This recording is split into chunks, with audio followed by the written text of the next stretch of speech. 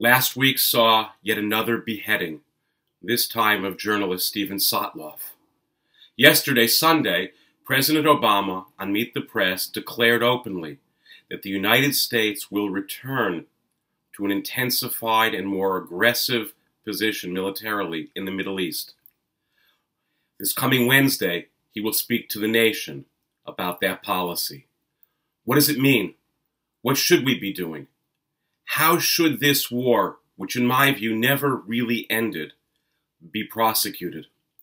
How will we be able to speak about some of the things we have avoided until now? For me as a person of faith, that includes the fact that across the Middle East and North Africa, with the exception of the State of Israel, we are looking at the possibility of a region which will be scrubbed of its Christian inhabitants.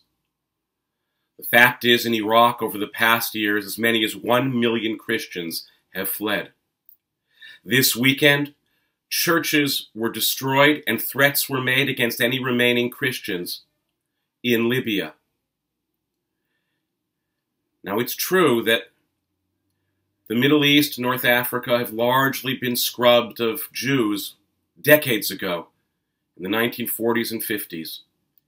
Could we be witnessing another kind of ethnic cleansing, this time one potentially far more deadly, involving Christians? How do we talk about that real possibility without turning this war into a religious war, another crusade?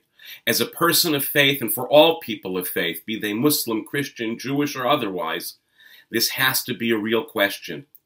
How do we confront these real religious dangers, the possibility of another genocide, without turning it into religious warfare?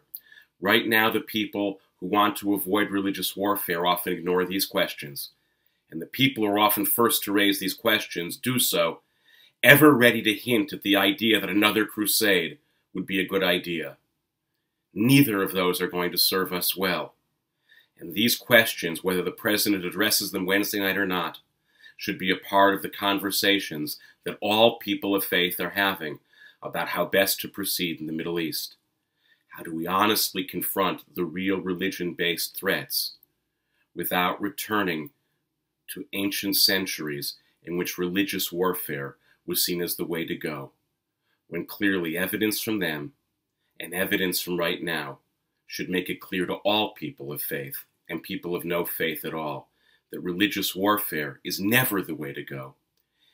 But sometimes we have to admit that religion is at the core of the wars we may need to fight.